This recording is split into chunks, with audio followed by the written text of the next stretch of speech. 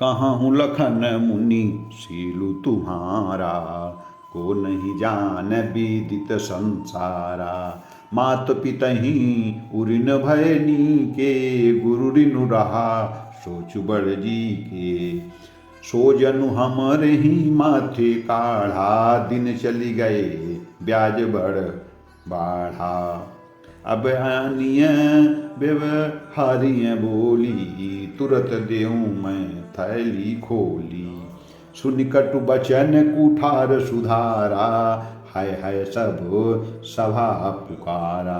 भृगुवर परशु देखा बहु मोही, विप्र विचारु बचऊँ निपदोही। मिले न कबहु सुभट रन गाढ़े, द्विज देवता घर ही के बाढ़े। अनुचित कही सब लोग पुकारे, रघुपति सै नहीं लखन निबारे। लक्ष्मण जी ने कहा, हे मुनि, आपके शील को कौन नहीं जानता, वह संसार भर में प्रसिद्ध हैं। आप माता पिता से तो अच्छी तरह उऋण ही हो गए हैं। अब गुरु का ऋण रहा जिसका जी में बड़ा सोच है, वह मानो हमारे ही मत्थे खड़ा था। बहुत दिन बीत गए, इससे ब्याज भी बहुत बढ़ गया होगा। अब किसी हिसाब करने वाले को बुला लाइए, तो मैं तुरंत थैली खोल कर दे दूंगा। लक्ष्मण के कड़वे वचन सुनकर परशुराम जी कुठार संभाला, सारी सभा हाय हाय कर पुकारने लगी। लक्ष्मण जी ने कहा, हे भृगुश्रेष्ठ, आप मुझे फरसा दिखा रहे हैं, पर हे राजाओं के शत्रु, मैं ब्राह्मण समझकर आपको बचा रहा हूं, कुछ नहीं बोल रहा हूं, तरह दे रहा हूं। आपको कभी रणधीर बलवान वीर नहीं मिले हैं। हे ब्राह्मण देवता, आप घर में ही बड़े हैं, यह सुनकर अनुचित है कहकर सब लोग पुकार उठे।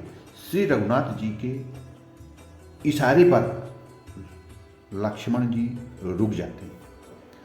लखन होती सरिस भृगुबर, कोप कृशान बढ़त देखी जल सम बचन, बोले रघुकुल भानु। लक्ष्मण जी के उत्तर से तो जो आहुति के समान थे, परशुराम जी के क्रोध रूपी अग्नि को बढ़ते देखकर रघुकुल के सूर्य श्री रामचंद्र जी जल के समान शांत करने वाले वचन लक्ष्मण जी से बोलते हैं। नाथ करहूँ बालक पर छोहू, शुद्ध दुध मुख करिय ना कोहू। जौ पे प्रभु प्रभाव कछु जाना, तौ की बराबरी करत आना। जौ लरिका कछु अजगरी करही, गुरु पितु मातु मोद मन भरही। करिय कृपा शिशु सेवक जानी, तुम समशील धीर मुनि ज्ञानी। राम बचन सुनी कछु कै जुड़ाने, कही कछु लखनु बहुरी मुसुकाने।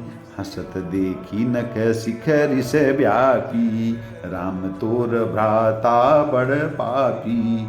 गौर शरीर श्याम मन माही, कालकुट मुख पय मुख नाही।